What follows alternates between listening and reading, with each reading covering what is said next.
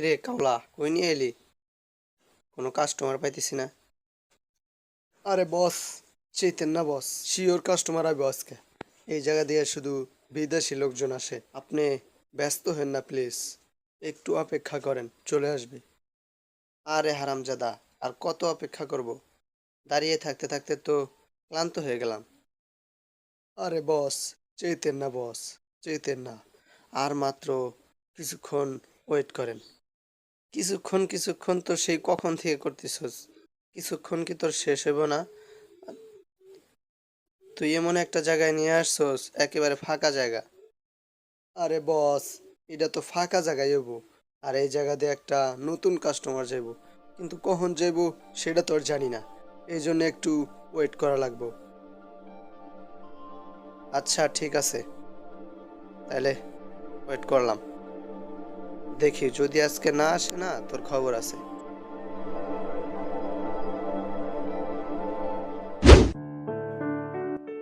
এই গাড়ি দাঁড়াও দাঁড়াও, আমার লাগেজটা গাড়িতে তোলো।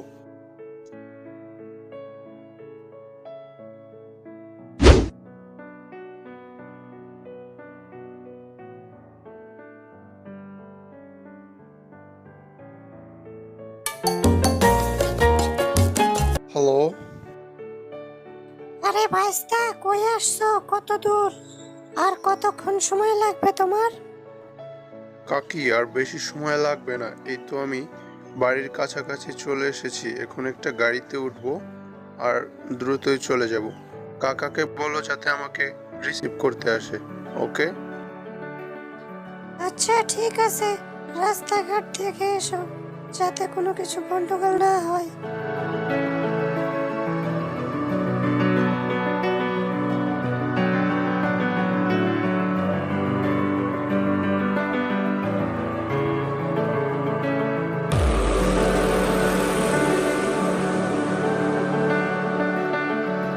ওগো শুনছো?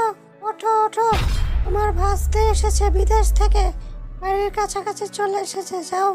ও আচ্ছা, তাই নাকি? তাহলে তুমি যাও, রান্না বান্না করো, আমি গিয়ে ওকে এগিয়ে নিয়ে আসি।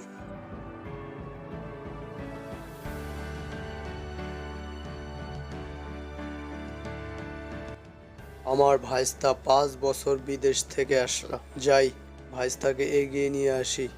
রাস্তা হয়তো চিনতে পারবে না আবার, অনেক পরিবর্তন হয়েছে এলাকার।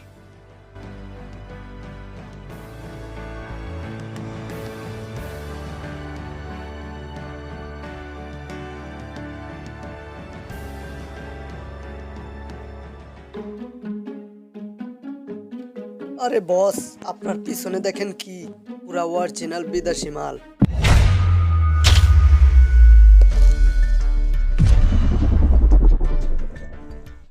ওই দাঁড়া দাঁড়া, তোর কাছে যা আছে সবকিছু আমগরে দিয়া দেয়, নইলে কিন্তু তোর একবারে গুলি করে খুলি উড়াই দিমু। আরে ভাই, এসব কি বলছেন আপনারা? আমি অনেক কষ্ট করে পরিশ্রম করে টাকাগুলো কামাইছি।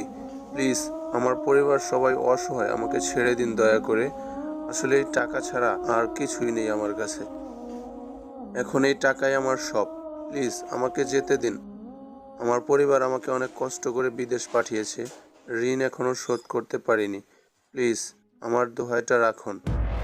আরে রাখ তোর দোহাই, আমি কোনো দোহাই টোহাই মানি না। যদি দোহাই মানতাম তাহলে আমগরে এই ধান্দা আর চলতো না, বুঝস নাই?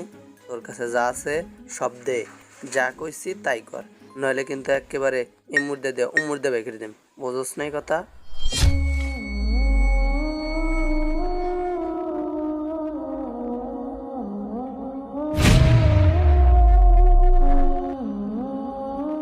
আরে ভাই, আমার কষ্টটা বুঝলেন না? রাখ তোর কষ্ট, যায় থেকে, নইলে কিন্তু একেবারে দিমু বইরা।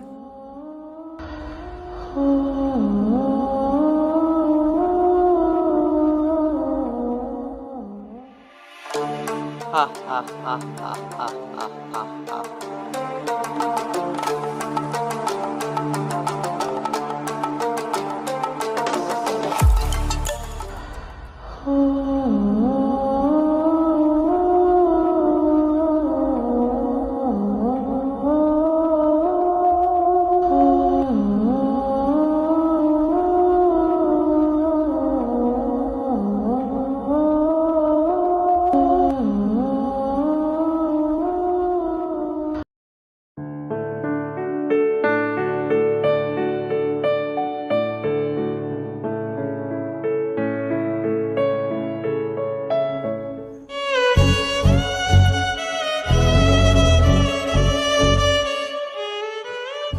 আরে ভাইস্তা না, আরে তুই এখানে বসে বসে কান্না করতেছিস কেন? কি হয়েছে তোর?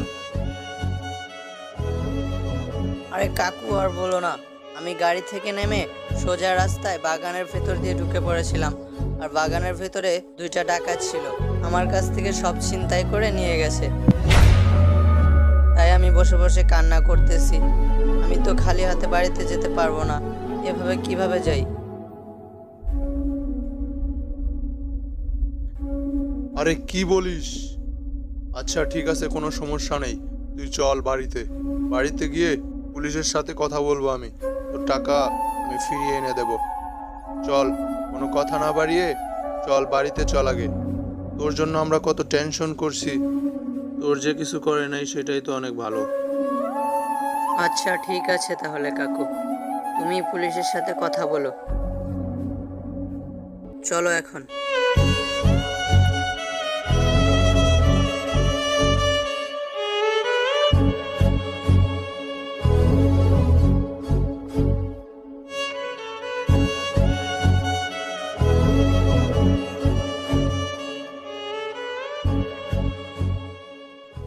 ওগো এসো, ভাইস্তাকে নিয়ে এসেছি দেখো।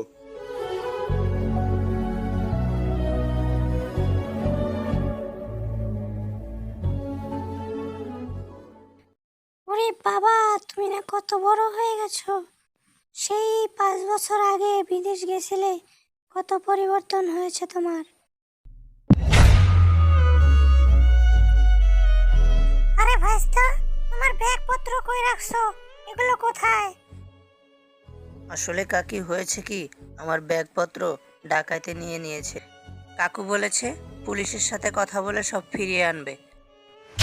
হায় রে ভাইস্তা, এটা তুমি আমারে কি কইতাছো? এত বড় সর্বনাশ করেছে তোমার। কোনো সমস্যা নেই, তোমার কাকু পুলিশের সাথে কথা বলে সব ঠিক করে ফেলবে। আসো ভিতরে এসে খাওয়া দাওয়া করে বিশ্রাম নাও।